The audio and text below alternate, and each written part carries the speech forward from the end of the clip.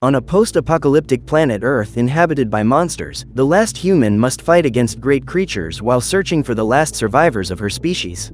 Today we're going to recap the first season of the series, Wandla, from 2024. Since her birth, Eva, one of the last living human beings on the planet, has been raised by a robot called Mother, who takes care of the girl as if she were her real mother. Despite being free to roam around the underground shelter, Eva is forbidden to access the door that leads to the Earth's surface, and her curiosity to discover what lies on the other side grows more and more. Even though she is a robot, Mother treats the girl with great affection and manages to simulate human emotions perfectly. Thanks to that machine, Eva has a happy and loving childhood, but every now and then she feels lonely and wonders when she'll have friends. Whenever this question comes up, Mother tries to reassure her and says that her daughter will have friends as soon as she moves to the surface. Until that day comes, Eva has to make do with the friendship of her teddy bear and sleeps every night cuddled up to him. On her 6th birthday, the girl gets a cake prepared by her mother and, after blowing out the candle, she opens her present. The young woman is excited when she discovers the functionality of the Omnipod and makes her first request to her new personal assistant. Ever since she was a child, she's wanted to find out what's on the other side of that door, but Oni says that Eva won't be able to leave Sanctuary 573 until she passes the final test. At this point, the girl discovers that there is a test and Mother decides to introduce her to Cadmus Pride. Believing she is seeing a human for the first time, Eva tries to hug him, but soon discovers that the man is just a hologram. Frustrated, the young girl asks when she will be able to play with other children, and Cadmus says that it will be soon. He then explains why the girl has to live down there and tells her that the surface is no longer a safe place because the Earth has become very sick. While nature recovers, hundreds of children are growing up in sanctuaries around the planet and will soon have the chance to return to the surface. In the following years, Eva must prepare for her final exam to prove she can survive on the surface, and Migo, a hologram of her teddy bear, will be part of this mission. In the company of several other stuffed animals, he introduces all the topics that Eva will have to learn before leaving the sanctuary. As part of the group of people who will rebuild the Earth, the young woman needs to learn how to plant, take care of her health, become an expert in technology and science, among many other important lessons for the perpetuation of the human species. After learning all this, Eva will take the final exam and, if she passes, she will gain her longed-for freedom. Exactly one day after her 6th birthday, the young girl begins her training in the simulation room and proves to be a true prodigy in practically every area of knowledge. 10 years later, Eva has become a great survival expert, and Mother says she is proud of her daughter. When her 16th birthday arrives, the young woman is very anxious because she knows that the final exam is approaching. If everything goes according to plan, Eva will realize her biggest dream the next day. If not, she will have to continue training and wait another year to retake the test. That night, before going to sleep, the teenager discovers a secret passage and manages to hack the system to open the door. Upon entering the abandoned hall, Eva finds 6 plaques, each with the name of a person, and discovers that there were other young people staying in that sanctuary. Immediately, the girl runs through the corridors and manages to find other houses like hers, but all of them are empty. In one of the shelters, the gate leading to the surface is open, and Eva finds a photo of a happy family in a forest full of trees. Just below the picture is the name of the place, but the paper is torn, so the only clue Eva can gather are the initials that form the word Wandla. Looking at the back of that sheet, the young woman finds a note and discovers that there is someone on the surface waiting to be found by her. Through a small gap, Eva spots an aircraft flying overhead and uses a light signal to attract its attention. After spotting her, the aircraft disappears, and soon afterwards a huge creature appears. Before she could discern whether it was a human or a monster, the young woman was attacked and ran back to the shelter. When she gets there, Eva tells her mother what happened, but the conversation is interrupted when an alien creature invades the sanctuary. When she realizes that her daughter is in danger, Mother flees with her and activates the security protocol to deal with the intruder. They immediately run for the gate that leads to the surface, but the monster approaches and Mother attacks it in an attempt to buy time for Eva to escape. While gathering supplies so that the teenager can escape, the robot reveals that there are 6 human children in each sanctuary, and Eva was the only one who grew up alone. Terrified, the young girl begs her mother to go with her, but Mother says she can't leave the sanctuary and orders her daughter to escape through the ventilation ducts. Soon after leaving the shelter, Eva spots a new monster and has to distract it in order to escape. During her escape, the young woman comes across a cliff and ends up falling while trying to hide from the approaching aircraft. Luckily, her fall is cushioned by a giant flower, and when she wakes up, Eva is faced with a world completely different from what she imagined. When she feels the flower move, The girl runs to get to the ground and discovers that the creatures are actually animals. Apparently, everything in that world is completely different from what humans have already cataloged, including the insects, which are dozens of times larger and more dangerous than normal. And she climbs a tree in search of a signal to try to establish contact with other humans through Omni. The problem is that there are no longer any active sanctuaries nearby and Eva can't locate her mother.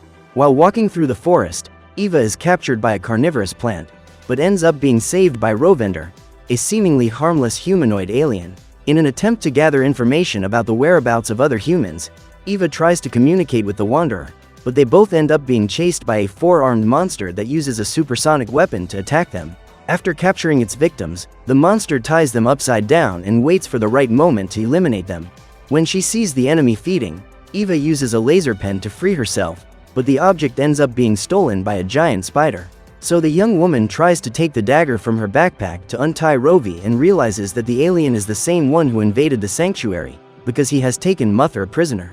At that moment, Eva decides to free another animal that has been captured by Bestial and, while the predator tries to take it back, the girl frees Rovi and drags her mother's body onto the aircraft. However, as the young woman doesn't know how to drive the vehicle, everyone ends up having an accident and the ship falls on top of Bestial.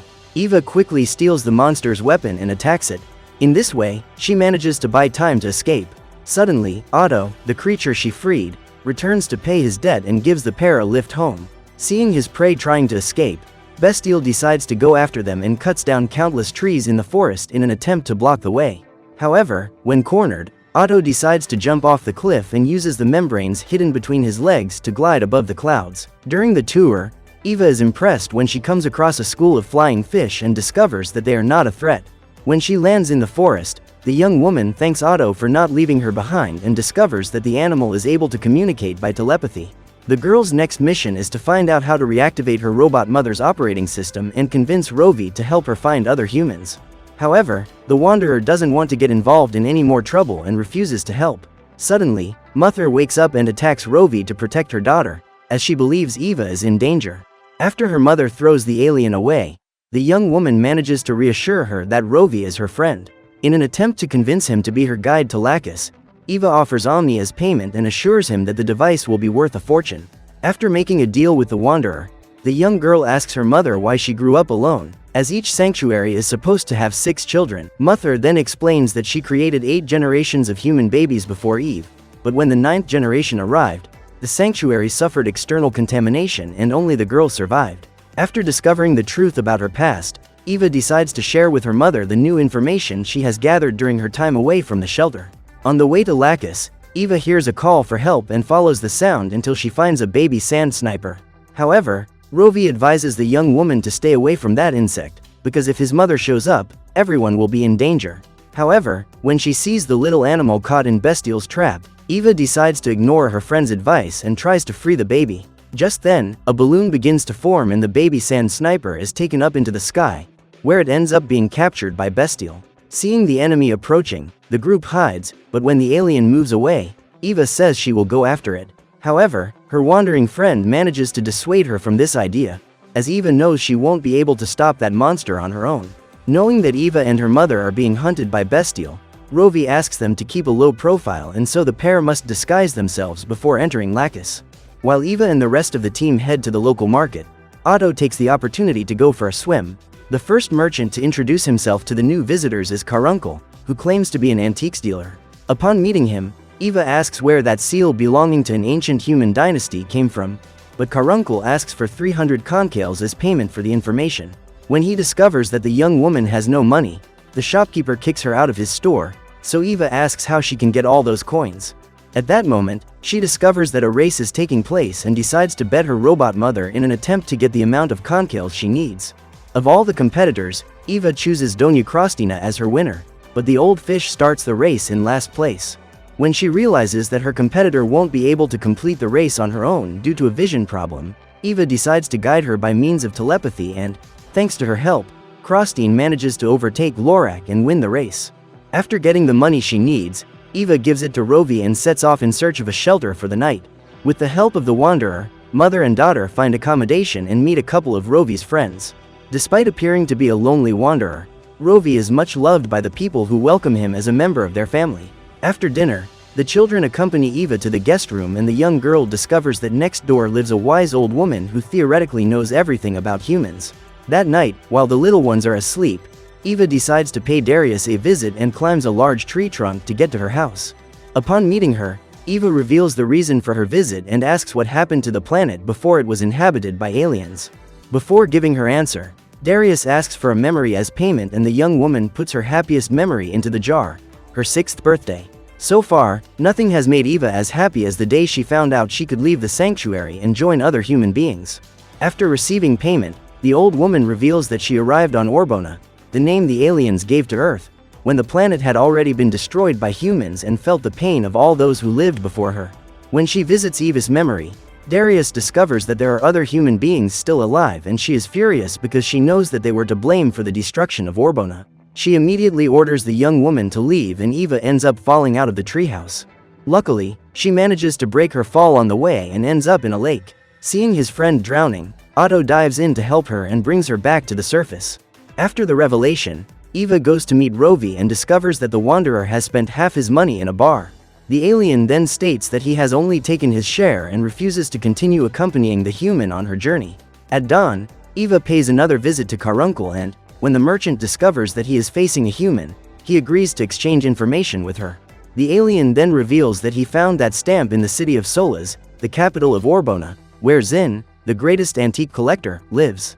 After providing this information, Caruncle lures Eva into a trap and says that Bestial will soon arrive to collect her. After freeing herself, the young woman activates the balloon attached to the trap to try to escape, but the monster manages to capture her.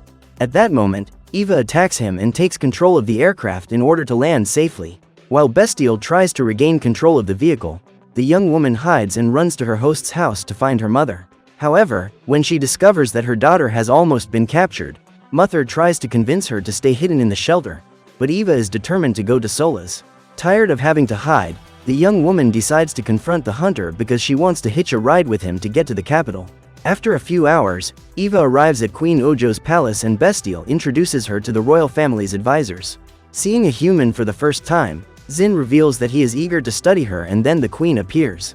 In order to protect Her Majesty, the guards escort the girl out of the Great Hall, and Eva waits for an opportunity to attack Zin, as he intends to dissect her body. After knocking him out, the girl manages to free herself from the handcuffs and runs into the garden while the guards search the castle. While trying to hide, Eva spots the queen talking to the statue of her late father and manages to convince her to lose the guards. When the giants move away, Eva asks Ojo to help her find the other omnipod that Zin has in his collection. After taking possession of the royal scepter, the queen manages to open the vault where her father kept all the artifacts of human origin. According to Lorok, one of the queen's advisors, King Ojo was infected by those objects and ended up going mad. However, Eva knows this isn't true and starts rummaging through the pile of boxes looking for the omnipod, believing that the device will reveal the location of other humans. During the expedition, one of the royal guards approaches, and the queen is very happy to see him, as Chip was her father's most trusted guard. According to Ojo, Chip is not like the other guards, as he is the fairest and most trustworthy of them all. During the search for the omnipod, Eva and the queen find an arcade and discover together how the device works. To help the girl find her people, the queen gives her a car equipped with alien technology. Just then, Zin and Lorok find them and order the guards to capture Eva. Seeing her new friend being taken away, the queen tries to stop them, but her advisors ignore her. While strapped to a stretcher, Eva discovers that the omnipod she was looking for has been in Zin's possession all this time. Not satisfied with just one device, the alien steals the girl's personal assistant, and Eva realizes that the baby mantis is also trapped in the lab. At this point, she manages to make contact with the animal and enlists its help to defeat Zin and escape. When she is chased by the guards, the girl runs straight to the vault, but ends up being captured. Suddenly, Chip appears to save her and holds off the other guards so that Eva has a chance to escape. Just then, Ojo appears aboard the flying car and gives the young woman a lift. With the queen's help, Eva recovers the omnipods and, through the device, she gets the coordinates of their original owner. After transferring all the data to her device, Eva hands the second Omni to the queen and says she will contact her soon. Aboard her new flying vehicle, the young woman follows the coordinates to try to find the human city and discovers that her mother is nearby. Immediately, Omni recalculates his route to meet Mother and Otto, who have gone to the capital to look for Eva. Together, they continue on their way in search of other humans and come across Rovi along the way. The wanderer knew Eva was coming and waited for her on the bridge leading to the human city. The problem is that the bridge is falling apart and just below is a pit of sulfuric acid, capable of dissolving almost any type of material. In order to make a safer journey, the trio decide to follow Rovi's instructions, but soon discover that parts of the bridge have fallen into the river. So Eva asks all her friends to get in the car and uses a metal beam as a support to get to the other side. After accelerating the vehicle, the young woman manages to cross, but ends up crashing into a rock and the convertible is destroyed. During the accident, Otto is injured and the car falls into the acid pit. When she realizes that she has put her friends in danger, Eva feels guilty and starts to cry. At that moment, Rovi approaches and encourages her friend not to give up, so the young woman has the idea of gliding to the city with Otto's help. To do this, the team needs to climb really high and, with the help of Rovi, Mother and Otto manage to get to safety. Now that the danger is behind them, all they have to do is glide to the city and everyone can land safely. Looking at the landscape, Eva realizes that it is very similar to the photo she found in the sanctuary and believes she has arrived in Wandla. Walking through the city, the young woman and her friends are impressed by the grandeur of the place, which is bigger than the capital. At that moment, Oni manages to detect a signal and the group follows Eva towards the other frequencies emitted by omnipods. In this way, they find the last human sanctuary that remains active and Eve begins to call out to them. However, when she enters the shelter, she comes across dozens of human graves and discovers that everyone who lived there has perished. When she hears the message recorded by the last survivor shortly before his perishment, Eva discovers that everything she has been conditioned to believe is a big lie. Next to the body, the young woman finds a book and realizes that the image she found in her sanctuary has been removed from there. After putting the two parts together, Eva discovers that Wandla is actually just a fairy tale described in a fantasy book. Frustrated to learn that everything she had believed her whole life was not true, the girl leaves to spend some time alone, but soon realizes that Bestial has found her. Determined to protect her family, Eva goes to meet the alien and drops a huge outdoor on it. After destroying the enemy's aircraft, the young woman lures him away to keep her family safe and manages to escape from the monster. However, during her escape, she ends up being hit by a vehicle and is about to be captured when her friends hit Bestial with a bus.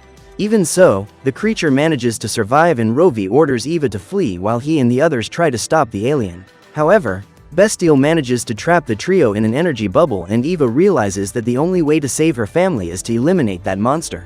To put her plan into practice, the young woman lures him into the library and manages to steal her adversary's gun. After hitting the four-armed man with a blast of sound, Eva destroys part of the wall in order to bury him and crawls out of the building. At this point, Bestial gets up and continues to pursue his prey. Then, just as Eva is about to be eliminated, Mother uses her own body to block the attack and sacrifices herself to protect her daughter. Even after losing his weapon, the alien is still obsessed with the girl, so Eva uses her powers of telepathy to ask for help. Suddenly, the baby sand sniper appears and calls its siblings to attack Bestial. Soon after, the mother of the babies appears and drags the monster to its underground hideout. After saving her friend, the baby leaves and Eva has the chance to exchange her last words with her mother. Despite being a robot, Mother didn't sacrifice herself just to follow her programming. She truly loves her daughter and chose to protect her even though it would cost her life. After saying goodbye to her mother, Eva hears an aircraft approaching and, to her surprise, Cadmus Pride appears, claiming to be there to take the girl home. So what did you think of this series? Leave it in the comments below. And if you liked the video, like and subscribe for more series recaps. See you next time.